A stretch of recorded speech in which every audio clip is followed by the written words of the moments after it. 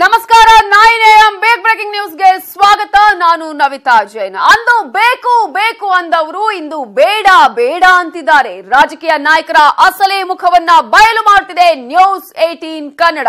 ಇದು news 18 big exclusive story.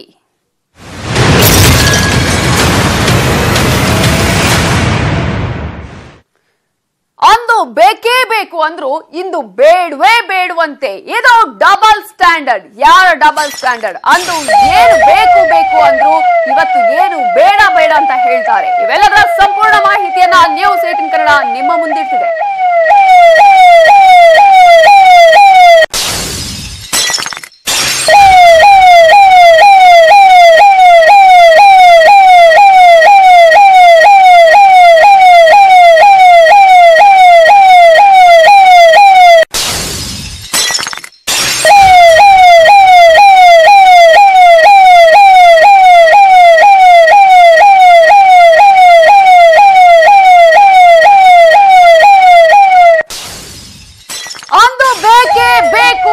ಹಠ ಹಿಡಿದು ಕೂತ್ರು ಇವತ್ತು ಬೇಡವೇ ಬೇಡವಂತೆ ಇವರಿಗೆ.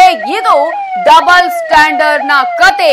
ಇದು ಯಾರು ಈ ರೀತಿಯಾಗಿ ಡಬಲ್ ಸ್ಟ್ಯಾಂಡರ್ಡ್ ಮಾಡ್ತಾ ಇದ್ದಾರೆ, ಡಬಲ್ ಸ್ಟ್ಯಾಂಡರ್ಡ್ ರಾಜಕೀಯ ಏನು ಅನ್ನುವಂತಹ ಇಂಚಿಂಚು ಮಾಹಿತಿಯನ್ನ ನಿಮ್ಮ ಮುಂದೆ ಇಡ್ತಾ ಇದೀವಿ. ಅವತ್ತು ಹಾಗಾದ್ರೆ ಬೇಕೇ ಬೇಕು ಅಂತ ಹಠ ಹಿಡಿದು ಕೂತಿದ್ದು ಯಾಕೆ? ಬೇಕು ಅಂದವರಿಗೆ ಈಗ ಬೇಡವಂತೆ. ಏನಿದು? ಯಾವ ಸುದ್ದಿ ಗೊತ್ತಾ? ನ್ಯೂಸ್ 18 ನಲ್ಲಿ ಸೂಪರ್ ಎಕ್ಸ್ಕ್ಲೂಸಿವ್ ಆಗಿರುವಂತಹ ಮಾಹಿತಿಯನ್ನ ನಿಮ್ಮ ಮುಂದೆ ಇಡ್ತಾ ಇದೆ. ಅವತ್ತು ಬೇಕೇ ಬೇಕು ಅಂತ ಹೇಳಿದ್ ಯಾಕೆ? ಅಂದವರು ಯಾರು? ಈಗ ಬೇಡ ಅಂತ ಉಲ್ಟಾ ಹೊಡಿತಾ ಇರೋದು ಯಾಕೆ?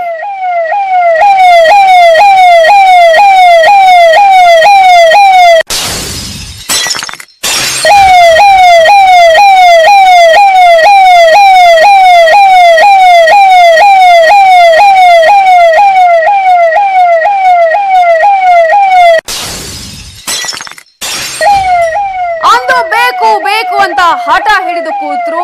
ಅಂದು ಬೇಕು ಅಂದವರಿಗೆ ಈಗ ಬೇಡ ಅಂತೆ. ಹಾಗಾದ್ರೆ ಏನಿದು? ಯಾವ ಸುದ್ದಿ? ಯಾರು ಬೇಕು ಅಂದವರು? ಇವತ್ತು ಬೇಡ ಅಂದವರು ಯಾರು? ಡಬಲ್ ಸ್ಟ್ಯಾಂಡರ್ಡ್ ರಾಜಕೀಯವನ್ನ ಮಾಡ್ತಾ ಇರುವವರು ಯಾರು? ಈ ಸುದ್ದಿಯನ್ನ ನಿಮ್ಮ ಮುಂದೆ ಇಡ್ತಾ ಇದ್ದೀವಿ. ಬೇಕು ಅಂದವರಿಗೆ ಈಗ ಬೇಡ ಅಂತ ಆಗೋದಿಕ್ಕೆ ಏನ್ ಕಾರಣ? ಯಾವ ಹಿನ್ನೆಲೆಯನ್ನ ಇಟ್ಕೊಂಡು ಈಗ ಮಾತಾಡ್ತಾ ಇದ್ದಾರೆ? ಅಂದು ಬೇಕು ಅಂತ ಹೇಳಿದ್ದು ಯಾವ ಕಾರಣಕ್ಕಾಗಿ? ಏನು ಚೇಂಜಸ್ ಆಯ್ತು? ಇವೆಲ್ಲದರ ಮಾಹಿತಿ ನಿಮ್ಮ ಮುಂದೆ.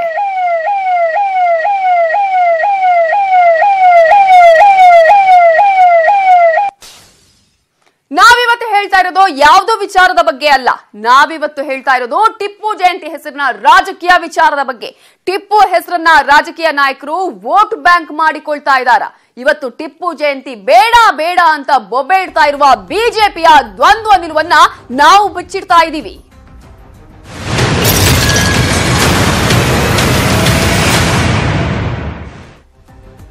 ಇದು ಟಿಪ್ಪು ಹೆಸರಲ್ಲಿ ಆಗ್ತಾ ಇರುವ ರಾಜಕೀಯದ ಸುದ್ದಿಯನ್ನ ಕೊಡ್ತಾ ಇದೀವಿ. ಬಿಜೆಪಿಯ ಡಬಲ್ ಸ್ಟ್ಯಾಂಡರ್ಡ್ ನ ಮಾಹಿತಿಯನ್ನ ನಿಮ್ಮ ಮುಂದೆ ಇಡ್ತಾ ಇದೀವಿ.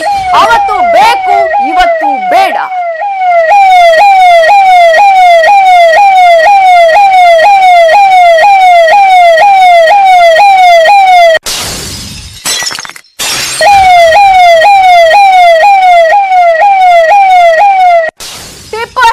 ರಾಜಕೀಯವನ್ನ ಮಾಡಲಾಗ್ತಾ ಇದೆ. ಬಿಜೆಪಿ ಡಬಲ್ ಸ್ಟ್ಯಾಂಡರ್ಡ್ ಅನ್ನ ಅನುಸರಿಸ್ತಾ ಇದೆ. ಅವತ್ತು ಬೇಕು ಬೇಕು ಅಂತ ಹೇಳಿದ್ರು, ಆದ್ರೆ ಇವತ್ತು ಟಿಪ್ಪು ಹೆಸರಿನಲ್ಲಿ ರಾಜಕೀಯವನ್ನ ಮಾಡ್ತಾ ಟಿಪ್ಪು ಜಯಂತಿ ಆಚರಣೆನೆ ಬೇಡ ಅಂತ ಹೇಳ್ತಿದ್ದಾರೆ ಬಿಜೆಪಿಯವರು. ಟಿಪ್ಪು ಹೆಸರಿನಲ್ಲಿ ರಾಜಕೀಯ ನಡೀತಾ ಇದೆ. ಟಿಪ್ಪು ಪರ ಧ್ವನಿಯನ್ನೇ ಎತ್ತಿತ್ತು. ಇದೇ ಇವತ್ತು ವಿರೋಧ ಮಾಡ್ತಾ ಇರುವಂತಹ ಬಿಜೆಪಿ. ಈಗ ಹಾಗಾದ್ರೆ ವಿರೋಧ ಮಾಡೋದು ಯಾಕೆ? ಅಂದು ಆ ಒಂದು ಹೆಸರನ್ನೇ ಅಥವಾ ಅವತ್ತು ಟಿಪ್ಪು ಜಯಂತಿ ಮಾಡುವಂತಹ ಸಂದರ್ಭದಲ್ಲಿ ಆಗಿರ್ಬೋದು, ಅಥವಾ ಟಿಪ್ಪು ಒಂದಕ್ಕೆ ರಸ್ತೆ ಒಂದಕ್ಕೆ ಟಿಪ್ಪು ಅನ್ನುವಂತಹ ಹೆಸರನ್ನು ಕೂಡ ಶಿಫಾರಸು ಮಾಡಿತ್ತು ಇದೇ ಬಿಜೆಪಿ. ಟಿಪ್ಪು ಹೆಸರು ಶಿಫಾರಸು ಮಾಡಿದಂತಹ ಬಿಜೆಪಿ ಇವತ್ತು ಹಾಗಾದ್ರೆ ಟಿಪ್ಪು ಜಯಂತಿಯ ಆಚರಣೆಗೆ ವಿರೋಧ ಮಾಡ್ತಾ ಇರೋದು ಯಾಕೆ? ಯಾವ ಕಾರಣಕ್ಕಾಗಿ ಇವತ್ತು ಟಿಪ್ಪು ಜಯಂತಿ ಆಚರಣೆ ಬೇಡ ಅಂತ ಹೇಳ್ತಾ ಇದೆ? ಈ ರಸ್ತೆ ಯಾವುದು ಗೊತ್ತಾ? ಇದು ಖ್ಯಾತ ಸಾಹಿತಿಯ ಹೆಸರಿನ ರಸ್ತೆ. ಈ ರಸ್ತೆಯ ಹೆಸರನ್ನೇ ಬದಲಿಸೋದಕ್ಕೆ ಬಿಜೆಪಿ ಶಿಫಾರಸನ್ನ ಮಾಡಿತ್ತು. ಒಬ್ಬ ಖ್ಯಾತ ಸಾಹಿತಿಯ ಹೆಸರನ್ನ ಅಥವಾ ಆ ರಸ್ತೆಗೆ ಇಟ್ಟಂತಹ ಹೆಸರನ್ನೇ ಬದಲಿಸೋದಕ್ಕೆ ಬಿಜೆಪಿ ಶಿಫಾರಸು ಮಾಡಿತ್ತು.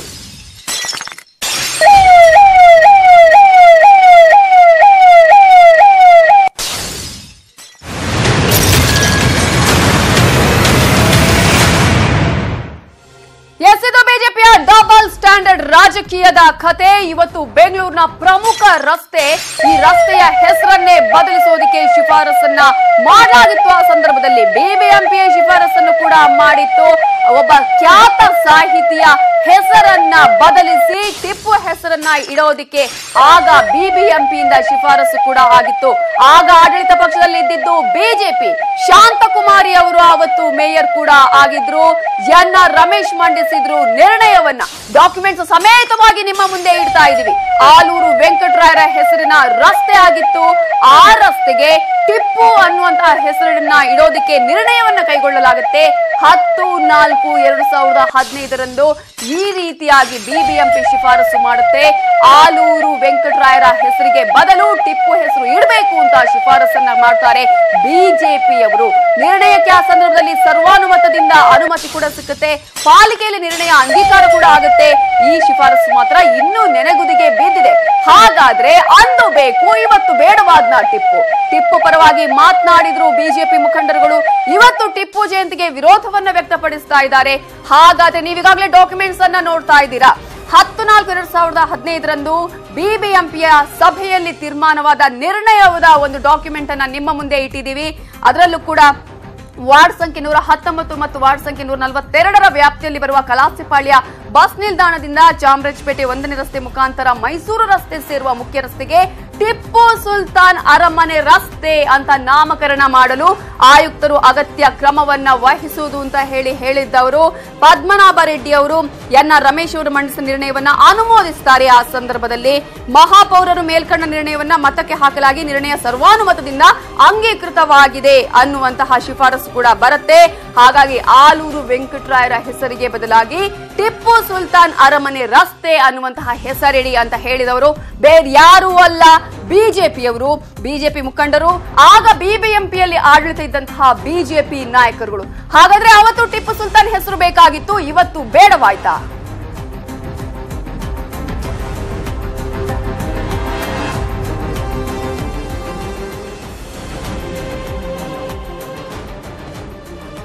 ಎಸ್, ಆಲೂರು ವೆಂಕಟರಾಯರ ಹೆಸರನ್ನ ಯಾವ ರೀತಿಯಾಗಿ ಟಿಪ್ಪು ಸುಲ್ತಾನ್ ಅರಮನೆ ರಸ್ತೆ ಅಂತ ನಾಮಕರಣ ಮಾಡಬೇಕು ಅಂತ ಹೇಳಿ ಆಗ ಚೇಂಜ್ ಮಾಡುವಂತಹ ಪ್ರಸ್ತಾವನೆ ಆಯ್ತು, ಶಿಫಾರಸು ಆಯ್ತು ಅನ್ನೋದನ್ನ ನೋಡಿದ್ವಿ. ಅದೇ ರೀತಿಯಲ್ಲಿ ಎಂ ಚಿದಾನಂದ ಮೂರ್ತಿ ವಿಶ್ರಾಂತಿ ಕನ್ನಡ ಪ್ರಾಧ್ಯಾಪಕರು ಅವರು ಆಲೂರು ವೆಂಕಟರಾಯರ ಹೆಸರು ಅಂದ್ರೆ ಆ ರಸ್ತೆಗೆ ಕೂಡ ಹೆಸರನ್ನ ಇಟ್ಲಿತ್ತು. ಟಿಪ್ಪು ಹೆಸರಿಗೆ ಬದಲಾವಣೆ ಘೋರ ಅನಾಚಾರ ಮಾಡಿದಂತಾಗತ್ತೆ ಅಂತ ತಿಳಿಸ್ತಾರೆ. ಸಾಹಿತಿ ಆಗಿರುವಂತಹ ಸಂಶೋಧಕರಾಗಿರುವಂತಹ ಡಾಕ್ಟರ್ ಎಂ ಚಿದಾನಂದ ಮೂರ್ತಿಯವರು ಆಗ ಅದಕ್ಕೆ ವಿರೋಧವನ್ನು ಕೂಡ ವ್ಯಕ್ತಪಡಿಸುತ್ತಾರೆ. ಯಾಕಂದ್ರೆ ಆಲೂರು ವೆಂಕಟರಾಯರು ಸಾಹಿತಿ, ಪತ್ರಕರ್ತರು, ಸಂಶೋಧಕರು, ಒಂದು ಕನ್ನಡದ ಕುಲ ಪುರೋಹಿತರು ಅಂತಾನೆ ಹೇಳಿದಂತಹ ಆಲೂರು ವೆಂಕಟರಾಯರನ ಹೆಸರನ್ನೇ ಕನ್ನಡ ಕುಲ ಪುರೋಹಿತರು ಅಂತ ಗೌರವಾನ್ವಿತವನ್ನ ಪಡ್ಕೊಂಡಂತಹ ಆ ಒಂದು ಸಾಹಿತಿಯ ಹೆಸರನ್ನೇ ಚೇಂಜ್ ಮಾಡಿ ಟಿಪ್ಪು ಸುಲ್ತಾನ್ ಅರಮನೆ ರಸ್ತೆ ಅಂತ ನಾಮಕರಣ ಮಾಡಬೇಕು ಅಂತ ಹೇಳಿ ಇದೇ ಬಿಜೆಪಿ ಆಡಳಿತಿದ್ದಂತಹ ಬಿಬಿಎಂಪಿಯಲ್ಲಿ ನಿರ್ಣಯವನ್ನ ತೆಗೆದುಕೊಳ್ಳಲಾಗುತ್ತೆ. ಹಾಗಾದ್ರೆ ಅವತ್ತು ಬೇಡ ಆಗಿತ್ತು, ಇವತ್ತು ಯಾಕೆ ಬೇಡ ಅನ್ನುವಂತಹ ಪ್ರಶ್ನೆ.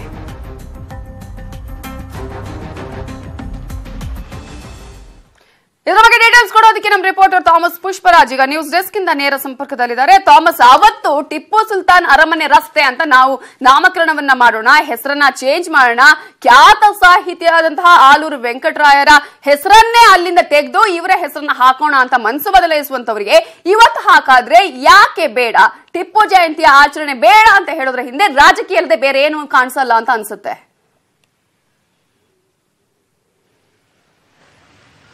ಖಂಡಿತ ಒಂದು ಕಾಲದಲ್ಲಿ ಟಿಪ್ಪು ಸುಲ್ತಾನರ ಹೆಸರನ್ನು ಇಟ್ಕೊಂಡು ರಾಜಕೀಯ ಮಾಡೋದಕ್ಕೆ ಹೊರಟಂತ ಬಿಜೆಪಿ ಇವತ್ತು ಎಲ್ಲ ಒಂದ್ ಕಡೆ ಡಬಲ್ ಸ್ಟ್ಯಾಂಡರ್ಡ್ ಅನ್ನ ತೋರಿಸೋದಕ್ಕೆ ಹೊರಟಿದೆ ಅನ್ನೋಂಥ ಅನುಮಾನಗಳು ಕಾಡ್ತದೆ. ಬಿಬಿಎಂಪಿಯ ಲಿಮಿಟ್ಸ್ ನಲ್ಲಿ ನಾವು ನೋಡೋದಾದ್ರೆ ನಾವೀಗ ನಿಂತ್ಕೊಂಡಿದ್ದೀವಿ ನವಿತಾ, ಇದು ಚಾಮರಾಜಪೇಟೆಯ ಅತ್ಯಂತ ಪರಂಪರೆ ಇರುವಂತಹ ಒಂದು ರಸ್ತೆ. ಈ ಒಂದು ರಸ್ತೆಯನ್ನ ಆಲೂರು ವೆಂಕಟರಾಯರ ರಸ್ತೆ ಅಂತಾನೂ ಕೂಡ ಕರೆಯಲಾಗ್ತದೆ. ಆದ್ರೆ ಗೊಂದಲ ಇರುವಂತದ್ದು ಈ ಒಂದು ರಸ್ತೆಯನ್ನ ಆಲೂರು ವೆಂಕಟರಾಯರ ರಸ್ತೆ ಅಂತ ಕರೆಯೋದು ಅಥವಾ ಟಿಪ್ಪು ಸುಲ್ತಾನ್ ರಸ್ತೆ ಅಂತ ಕರೆಯೋದು ಅಥವಾ ಆಲ್ಬರ್ಟ್ ವಿಟೋರಿಯಾ ಅನ್ನುವಂತ ಬ್ರಿಟಿಷ್ ಸಾಮಂತ ವ್ಯಕ್ತಿಯ ಒಬ್ಬ ಹೆಸರಿನ ರಸ್ತೆ ಅಂತ ಕರೆಯೋದು ಗೊತ್ತಾಗ್ತಾ ಇಲ್ಲ. ಯಾಕಂತ ಹೇಳಿದ್ರೆ ಈ ರಸ್ತೆಗೆ ಯಾವುದೇ ರೀತಿಯಂತೂ ಕೂಡ ಅಧಿಕೃತವಾದಂತಹ ನಮೂದನೆ ಇವತ್ತು ಕೂಡ ಸಿಕ್ಕಿಲ್ಲ.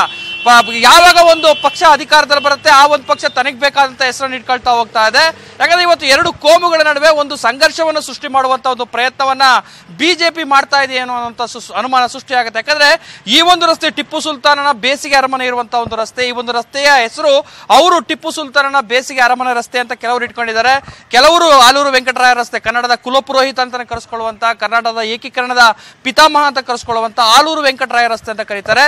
ಕೆಲವೊಂದು ಭಾಗಗಳಲ್ಲಿ ಆಲ್ಬರ್ಟ್ ವಿಟೋರಿಯಾ ಅನ್ನುವಂತ ಬ್ರಿಟಿಷ್ ವ್ಯಕ್ತಿಯ ಹೆಸರನ್ನು ಕೂಡ ಇಡಲಾಗಿದೆ.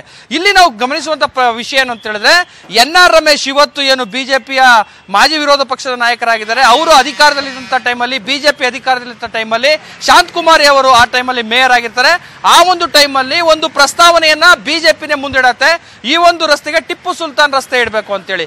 ಆದ್ರೆ ಕೆಲವೊಂದು ಯಾವುದೋ ಒಂದು ರಸ್ತೆ ಇಡುವಂತ ಟೈಮಲ್ಲಿ ಅದು ಸಾರ್ವಜನಿಕ ಆಕ್ಷೇಪ, ಸಾರ್ವಜನಿಕವಾಗಿ ಅದಕ್ಕೆ ಸಂಬಂಧಪಟ್ಟಂತೆ ಕೆಲವೊಂದು ಅಹವಾಲುಗಳನ್ನ, ಕೆಲವೊಂದು ಅಭಿಪ್ರಾಯಗಳನ್ನ ಕ್ರೋಢೀಕರಿಸುವಂತ ಒಂದು ಸಂಪ್ರದಾಯ ಮೊದಲಿಂದನೂ ಕೂಡ ಬಿಬಿಎಂಪಿಯಲ್ಲಿದೆ.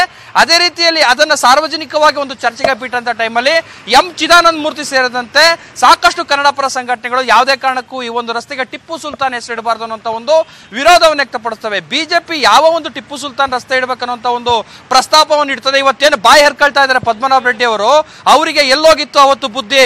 ಇವತ್ತು ಟಿಪ್ಪು ಸುಲ್ತಾನ್ ಹೆಸರು ಇಡಬೇಡಿ ಅನ್ನುವಂತ ಮಾತನ್ನು ಹೇಳ್ತಾರೆ ಅಂತ ಪದ್ಮನಾಭ ರೆಡ್ಡಿ ಅವರೇ ಅವತ್ತು NR ರಮೇಶ್ ಅವರ ಒಂದು ಮಾತಿಗೆ ಅನುಮೋದನೆಯನ್ನು ವ್ಯಕ್ತಪಡಿಸಿರ್ತಾರೆ. ಇವತ್ತು ಏನೋ ರಾಜಕೀಯಕರಣಗೊಳಿಸೋದಕ್ಕೋಸ್ಕರ ಈ ರೀತಿಯಾದಂತ ಒಂದು ಅಭಿಪ್ರಾಯ ವ್ಯಕ್ತಪಡಿಸ್ತಾ ಇದ್ದಾರೆ. ಆಲೂರು ವೆಂಕಟರಾಯರು ಅನ್ನುವಂತಹ ಹೆಸರನ್ನ ಚೇಂಜ್ ಮಾಡೋದಕ್ಕೆ ಯಾವ ರೀತಿಯಾಗಿ ಆಗ ಹೊರಡಲಾಗಿತ್ತು ಅನ್ನೋದರ ದೃಶ್ಯದ ಸಮೇತವಾಗಿ ಕೂಡ ನಮ್ಮ ರಿಪೋರ್ಟರ್ ಥಾಮಸ್ ಪುಷ್ಪರಾಜ್ ಕೂಡ ವಿವರಿಸಿದ್ದಾರೆ. Thank you Thomas Pushparaj ಡೀಟೇಲ್ಸ್ಗೆ.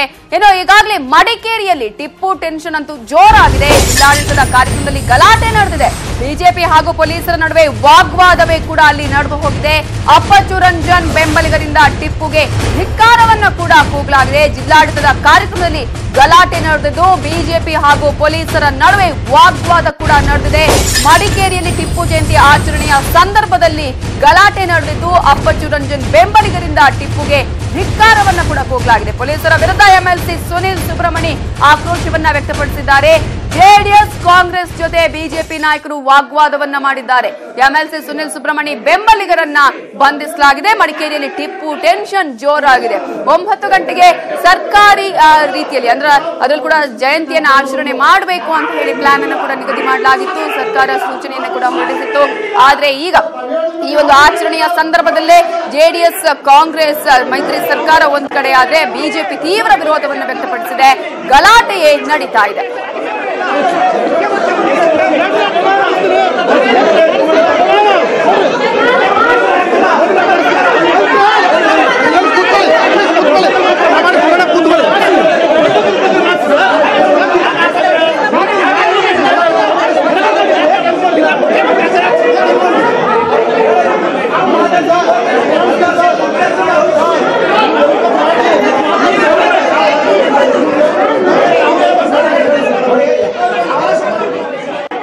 ಮಡಿಕೇರಿಯ ಕೋಟೆ ಸಭಾಂಗಣದಲ್ಲಿ ಈಗಾಗಲೇ ಟಿಪ್ಪು ಜಯಂತಿಯನ್ನ ಆಚರಣೆ ಮಾಡೋದಕ್ಕೆ ಜಿಲ್ಲಾಡಳಿತ ಎಲ್ಲ ಸಿದ್ಧತೆಗಳನ್ನ ಮಾಡಿಕೊಂಡಿದೆ. ಟೈಟ್ ಸೆಕ್ಯೂರಿಟಿಯನ್ನು ಕೂಡ ಹಾಕಲಾಗಿತ್ತು. ಗಮನಿಸಬಹುದು ಯಾವ ರೀತಿಯಾಗಿ ಪೊಲೀಸರು ಆಗಿರ್ಬೋದು, CRPF ಪಡೆ ಕೂಡ ಅಲ್ಲಿ ಇದೆ. ಸಶಸ್ತ್ರ ಮೀಸಲು ಪಡೆಯನ್ನ ಕೂಡ ಅಲ್ಲಿಗೆ ರವಾನೆ ಮಾಡಲಾಗಿತ್ತು. ಸೊ ಜಿಲ್ಲಾಡಳಿತದ ಕಾರ್ಯಕ್ರಮದಲ್ಲಿ ದೊಡ್ಡ ಗಲಾಟೆ ನಡೆದು ಹೋಗಿದೆ. ಬಿಜೆಪಿ ನಾಯಕರು ಮತ್ತು ಪೊಲೀಸರ ಮಧ್ಯೆ ವಾಗ್ವಾದ ಕೂಡ ನಡೆದಿದೆ. ಜೊತೆಗೆ MLC ಸುನಿಲ್ ಸುಬ್ರಹ್ಮಣಿ ಸಾಕಷ್ಟು ಗಲಾಟೆ ಮಾಡಿದ್ದಾರೆ, ಆಕ್ರೋಶವನ್ನ ಕೂಡ ಹೊರಹಾಕಿದ್ದಾರೆ. ಇನ್ನು ಅಪ್ಪಚ್ಚು ರಂಜನ್ ಹಾಗೆಯೇ ಅವರ ಬೆಂಬಲಿಗರು ಕೂಡ ಟಿಪ್ಪುಗೆ ಧಿಕ್ಕಾರವನ್ನ ಕೂಗಿದ್ದಾರೆ. ಪೊಲೀಸರ ವಿರುದ್ಧ MLC ಸುನಿಲ್ ಸುಬ್ರಹ್ಮಣಿ ಆಕ್ರೋಶವನ್ನ ಹೊರಹಾಕಿದ್ದಾರೆ. ಜೆಡಿಎಸ್ ಕಾಂಗ್ರೆಸ್ ಜೊತೆ ಬಿಜೆಪಿ ನಾಯಕರು ವಾಗ್ವಾದವನ್ನ ಮಾಡಿದ್ದಾರೆ. ಈ ಸಂದರ್ಭದಲ್ಲಿ MLC ಸುನಿಲ್ ಸುಬ್ರಹ್ಮಣಿ ಬೆಂಬಲಿಗರನ್ನ ಅರೆಸ್ಟ್ ಮಾಡಲಾಗಿದೆ.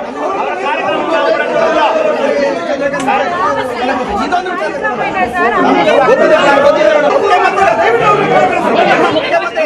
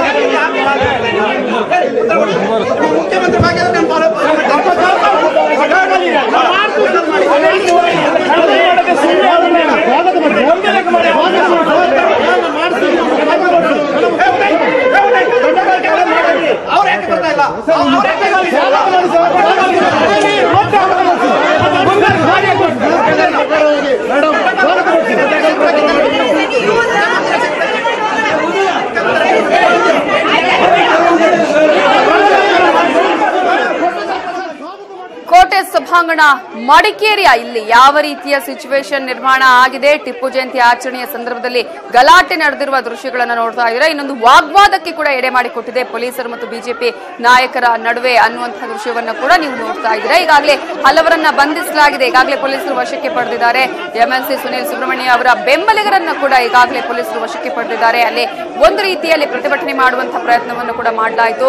ಅದೇ ರೀತಿಯಲ್ಲಿ ಸುನೀಲ್ ಸುಬ್ರಹ್ಮಣ್ಯ ಒಳಗೆ ಹೋಗೋದಕ್ಕೆ ಪ್ರಯತ್ನವನ್ನ ಪಟ್ಟಂತಹ ಸಂದರ್ಭದಲ್ಲಿ ಕೂಡ ಅವರನ್ನ ಒಳಗೆ ಬಿಡೋದಕ್ಕೆ ಅವಕಾಶವನ್ನ ಕೊಡಲಿಲ್ಲ ಪೊಲೀಸರು. ಆ ನಂತರ ಅವರನ್ನ ಚೆಕ್ ಮಾಡಿದ ನಂತರ ಒಳಗೆ ಬಿಟ್ಟಿದ್ದಾರೆ ಎಂಎಲ್ಸಿ ಸುನೀಲ್ ಸುಬ್ರಹ್ಮಣ್ಯ ಅವರನ್ನು.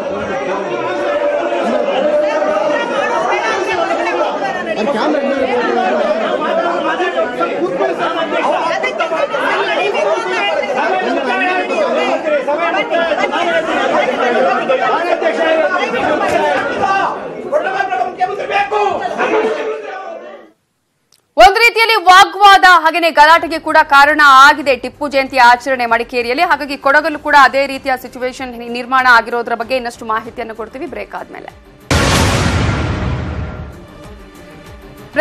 ಮತ್ತೆ 9am ಬಿಗ್ ಬ್ರೇಕಿಂಗ್ ನ್ಯೂಸ್ಗೆ ಸ್ವಾಗತ.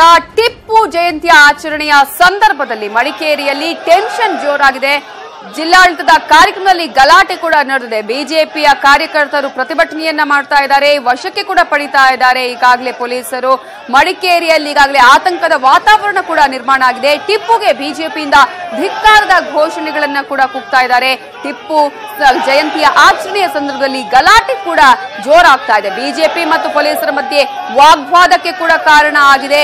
ಈಗಾಗಲೇ ಸಾಕಷ್ಟು ಸಂಖ್ಯೆಯಲ್ಲಿ ಸಶಸ್ತ್ರ ಮೀಸಲು ಪಡೆಯ ಪೊಲೀಸರಾಗಿರ್ಬೋದು ಅಥವಾ ಈಗಾಗಲೇ ಪೊಲೀಸರು ಕೂಡ ಬೀಡು ಬಿಟ್ಟಿದ್ದಾರೆ. ಸಾಕಷ್ಟು ಟೈಟ್ ಸೆಕ್ಯೂರಿಟಿಯನ್ನ ಮಾಡಲಾಗ್ತಿದೆ. ಆದ್ರೂ ಕೂಡ ಈಗಾಗಲೇ ಬಿಜೆಪಿ ಪ್ರತಿಭಟನೆಯನ್ನ ಮಾಡಿದೆ. ಒಂದ್ ಕಡೆ ನಿಷೇಧಾಜ್ಞೆಯನ್ನು ಕೂಡ ಹೇರಲಾಗಿದೆ. ಜಿಲ್ಲಾಡಳಿತದ ಕಾರ್ಯಕ್ರಮದಲ್ಲಿ ಗಲಾಟೆ ನಡೆದಿದ್ದು ಬಿಜೆಪಿ ಹಾಗೂ ಪೊಲೀಸರ ನಡುವೆ ವಾಗ್ವಾದಕ್ಕೆ ಕೂಡ ಕಾರಣ ಆಗಿದೆ. ಒಂದ್ ಕಡೆ ಅಪ್ಪಚ್ಚು ರಂಜನ್ ಬೆಂಬಲಿಗರು ಕೂಡ ಟಿಪ್ಪುಗೆ ಧಿಕ್ಕಾರದ ಘೋಷಣೆಗಳನ್ನು ಕೂಗಿದ್ದಾರೆ. ಪೊಲೀಸರ ವಿರುದ್ಧ ಎಂಎಲ್ಸಿ ಸುನೀಲ್ ಸುಬ್ರಹ್ಮಣ್ಯ ಕೂಡ ತೀವ್ರ ಆಕ್ರೋಶವನ್ನ ಹೊರಹಾಕಿದ್ದಾರೆ. ಜೆಡಿಎಸ್ ಕಾಂಗ್ರೆಸ್ ಜೊತೆ ಬಿಜೆಪಿ ನಾಯಕರು ಒಂದ್ ಕಡೆ ವಾಗ್ವಾದವನ್ನ ಮಾಡ್ತಾ ಇದ್ದಾರೆ. ಈ ಎಲ್ಲಾ ಪ್ರತಿಭಟನೆಯ ನಡುವೆ ಈಗಾಗಲೇ ಪೊಲೀಸರು ತಮ್ಮ ಕರ್ತವ್ಯವನ್ನ ಮಾಡ್ತಾ ಇದ್ದಾರೆ. ಹಲವರನ್ನ ಈಗಾಗಲೇ ವಶಕ್ಕೆ ಕೂಡ ಪಡಿತಾ ಇದ್ದಾರೆ. ಯಾವುದೇ ಅಹಿತಕರ ಘಟನೆಗಳು ನಡೆಯದ ರೀತಿಯಲ್ಲಿ, ಪ್ರತಿಭಟನೆ ಹಿಂಸಾರೂಪಕ್ಕೆ ತಿರುಗದ ರೀತಿಯಲ್ಲಿ ಪೊಲೀಸರು ಮುಂಜಾಗ್ರತಾ ಕ್ರಮವಾಗಿ ಈಗಾಗಲೇ ಎಲ್ಲರನ್ನ ವಶಕ್ಕೆ ಪಡೆಯುವಂತಹ ಪ್ರಯತ್ನವನ್ನ ಕೂಡ ಮಾಡ್ತಾ ಇದ್ದಾರೆ. ದೃಶ್ಯದಲ್ಲಿ ನೇರವಾಗಿ ನೀವು ಗಮನಿಸಬಹುದು ಯಾವ ರೀತಿಯಾಗಿ ಪ್ರತಿಭಟನೆ ಮಾಡ್ತಾ ಇರುವವರನ್ನ ಈಗ ವಶಕ್ಕೆ ಪಡೆದ ಪೊಲೀಸರು ಅವರನ್ನ ಕರ್ಕೊಂಡು ಹೋಗುವಂತಹ ಪ್ರಯತ್ನ ಮಾಡ್ತಿದ್ದಾರೆ ಅಂತ.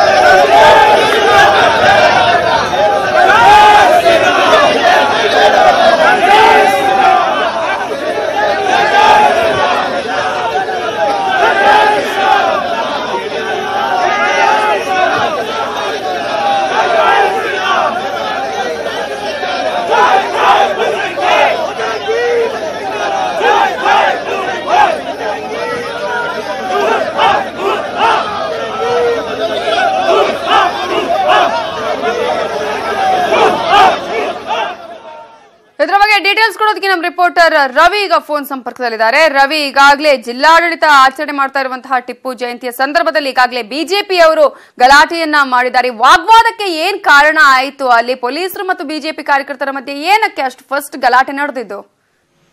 ನವಿತಾ ಏನಂತಂದ್ರೆ ಈಗಾಗಲೇ ಕಳೆದ 2-3 ದಿನದ ಹಿಂದಿನಿಂದನೂ ಕೂಡ ಬಿಜೆಪಿ ತಾನು ಯಾವ ರೀತಿ ಪ್ರತಿಭಟಿಸ್ತೀನಿ ಅನ್ನಂತಹ ತನ್ನ ಪ್ರತಿಭಟನೆಯ ಪ್ಲಾನ್ ಅನ್ನ ಎಲ್ಲೂ ಕೂಡ ಲೀಕ್ ಮಾಡಿರ್ಲಿಲ್ಲ. ಆದ್ರೆ ಕಾರ್ಯಕ್ರಮಕ್ಕೆ ಬರುವಾಗ್ಲೇನೆ ಬಿಜೆಪಿ MLA ಮತ್ತೆ MLC ಏನಿದ್ದಾರೆ ಸುನಿಲ್ ಸುಬ್ರಹ್ಮಣ್ಯ ಮತ್ತೆ ಶಾಸಕ ಅಪ್ಪಚ್ಚು ರಂಜನ್ ಅವರು ಏನಿದ್ದಾರೆ ಅವರಿಬ್ರು ಕೂಡ ಬರುವಾಗ್ಲೇನೆ ಸಹಜವಾಗಿ ಪ್ರತಿಭಟನೆಯ ಅಂಗವಾಗಿ ಕಪ್ಪು ಬಟ್ಟೆಯನ್ನ ಧರಿಸಿ ಬಂದು ಕಪ್ಪು ಬಟ್ಟೆಯನ್ನ ಧರಿಸಿ ಬರ್ತಿದ್ದಂಗೆ ಕಾರ್ಯಕ್ರಮದಲ್ಲಿ ಅವರು ಇನ್ನೂ ಕಾರ್ಯಕ್ರಮದಲ್ಲಿ ಆರಂಭ ಆಗಿರ್ಲಿಲ್ಲ. ಆಗ್ಲೇ ವೇದಿಕೆಯಲ್ಲಿ ಹೋಗಿ ಅವರು ಸುನಿಲ್ ಸುಬ್ರಹ್ಮಣ್ಯ ಅವರು MLC ಮಾತಾಡ್ಲಿಕ್ಕೆ ಶುರು ಮಾಡಿದ್ರು. ಸೊ ಆಗ ಸಹಜವಾಗಿ ಕಾರ್ಯಕ್ರಮದಲ್ಲಿ ಇದ್ದಂತಹ ಬೇರೆ ಪಕ್ಷಗಳ ಕಾರ್ಯಕರ್ತರು ಏನಿದ್ದಾರೆ ಮುಖಂಡರಿದ್ದಾರೆ ಅವರು ಇನ್ನು ಕಾರ್ಯಕ್ರಮಕ್ಕೆ ಸ್ವಾಗತನ ಬಯಸಿದ್ರೆ ನೀವು ಆಗ್ಲೇ ಹೋಗಿ ಮಾತಾಡುವಂಥದ್ದು ಎಷ್ಟು ಮಟ್ಟಿಗೆ ಸರಿ ಅಂತ ಹೇಳಿ ಹೇಳಿದ್ರು. ಹಾಗೆ ಹೇಳ್ತಿದ್ದಂಗೆನೆ ಇದು ನಮ್ಮ ಕೊಡಗಿ ಅಪಮಾನ ಮಾಡ್ತಿರೋಂಥದ್ದು ಏನು ಟಿಪ್ಪು ಜಯಂತಿ ಆಚರಣೆ ಇದು ಕೊಡಗಿ ಅಪಮಾನ, ಸೊ ಇದನ್ನ ಮಾಡಬಾರ್ದು ಅಂತ ಹೇಳಿ ಅಲ್ಲೇನೆ ಧಿಕ್ಕಾರವನ್ನ ಕೂಗ್ಲಿಕ್ಕೆ ಶುರು ಮಾಡಿದ್ರು. ಆಮೇಲೆ ಕೊನೆಗೆ ಅದು ಹಾಗೇನೆ ಎರಡು ಪಕ್ಷಗಳ ನಡುವೆ ಮತ್ತೆ ಹಾಗೆ ಇಲ್ಲಿದ್ದಂತಹ ಜಿಲ್ಲಾಡಳಿತ ಮತ್ತೆ ಪೊಲೀಸ್ ನಡುವೆ ವಾಗ್ವಾದ ಶುರುವಾಯಿತು. ಆ ನಂತರ ಪೊಲೀಸರು ಸಹಜವಾಗಿ ಅವ್ರನ್ನ ಬಂಧಿಸಿ ಈಗ ಕರ್ಕೊಂಡು ಹೋಗಿದ್ದಾರೆ. ನವಿತಾ ಓಕೆ, ಈಗಾಗಲೇ ಒಂದ್ ರೀತಿಯಲ್ಲಿ ಉದ್ವಿಗ್ನ ವಾತಾವರಣ ಕೂಡ ಇದೆ. ಬಿಜೆಪಿ ಪ್ರತಿಭಟನೆಯನ್ನ ಕೂಡ ಒಂದ್ ಕಡೆ ಮಾಡ್ತಾ ಇದೆ. ಹಾಗೆ ಸಾಕಷ್ಟು ಜನರನ್ನ ಈಗ ವಶಕ್ಕೆ ಕೂಡ ಪಡೆದಿದ್ದಾರೆ. ಈಗ ಕೂಡ ಅಂದ್ರೆ ಶಾಂತ ಆಗಿದೆಯಾ ಈಗ, ಅಥವಾ ಅದೇ ರೀತಿಯ ಸಿಚುವೇಶನ್ ಇದೆಯಾ ರವಿ? ನವಿತಾ ಏನಂತಂದ್ರೆ ಈಗ MLAಗಳನ್ನ ಮತ್ತೆ MLC ಅವ್ರನ್ನ ಅಷ್ಟೇನೆ ಈಗ ಬಂಧಿಸಿ ಕರ್ಕೊಂಡು ಹೋಗಿರೋಂಥದ್ದು. ಆದ್ರೆ ಏನು ಹಿಂದೂಪರ ಸಂಘಟನೆ ಕಾರ್ಯಕರ್ತರಾಗಿರ್ಬೋದು ಅಥವಾ ಬಿಜೆಪಿಯ ಕಾರ್ಯಕರ್ತರೇನಿದ್ರೆ ಅವರು ಮತ್ತೆ ಪ್ರತಿಭಟನೆಯನ್ನ ಮಾಡ್ಲಿಕ್ಕೆ ಎಲ್ಲಾ ತಯಾರಿಗಳನ್ನ ಮಾಡ್ಕೊಂಡಿರೋಂಥದ್ದು. ಈಗಾಗಲೇ ಬೆಳಗ್ಗೆ ಓಂಕಾರೇಶ್ವರ ಟೆಂಪಲ್ ಅಲ್ಲಿ ದೇವಸ್ಥಾನ ಏನಿದೆ ಆ ದೇವಸ್ಥಾನದಲ್ಲಿ 2015ರಲ್ಲಿ ಮೃತಪಟ್ಟಂತಹ ಕುಟ್ಟಪ್ಪ ಅವ್ರು ಏನಿದ್ರೆ ಅವ್ರ ಹೆಸರಲ್ಲಿ ಶಾಂತಿ ಪೂಜೆಯನ್ನ ಮಾಡಿಸಿ ಅಲ್ಲಿಂದ ಪ್ರತಿಭಟನೆಯನ್ನ ಮಾಡ್ಲಿಕ್ಕೆ ಅಂತ ಹೇಳಿ ಎಲ್ಲ ಪ್ಲಾನ್ ನ ಮಾಡ್ಕೊಂಡು ಈಗಾಗಲೇ ಹೊರಟಿದಾರಂಥದ್ದು. ಹಾಗಾಗಿ ಇನ್ನೂ ಕೂಡ ಪ್ರತಿಭಟನೆ ಮುಂದುವರಬಹುದು ಅನ್ನಂತಹ ಎಲ್ಲಾ ಲಕ್ಷಣಗಳು ಕಾಣಿಸ್ತದೆ. Thank you Ravi ಡೀಟೇಲ್ಸ್ಗೆ.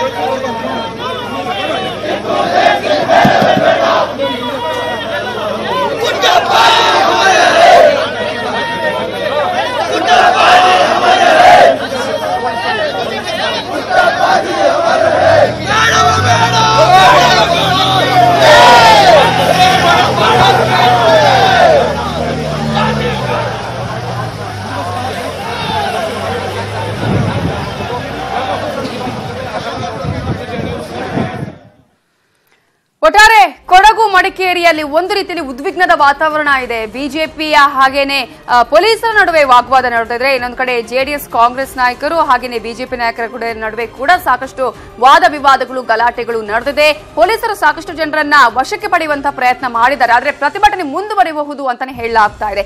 ಇವಿಷ್ಟೇ ಅಲ್ಲ, ಬೇರೆ ಬೇರೆ ಜಿಲ್ಲೆಗಳಲ್ಲಿ ಯಾವ ರೀತಿಯಾಗಿ ಟಿಪ್ಪು ಜಯಂತಿ ಆಚರಣೆ ಆಗ್ತಾ ಇದೆಯೋ ಅಥವಾ ಪ್ರತಿಭಟನೆ ನಡೀತಾ ಇದೆಯೋ ಇವೆಲ್ಲದರ ಸಂಪೂರ್ಣ ಮಾಹಿತಿನ ಕ್ಷಣ ಕ್ಷಣದ ಮಾಹಿತಿಯನ್ನ ನಿಮ್ಮ ಮುಂದೆ ಇಡ್ತೀವಿ ಚಿಕ್ಕ ಬ್ರೇಕ್ ಆದ್ಮೇಲೆ.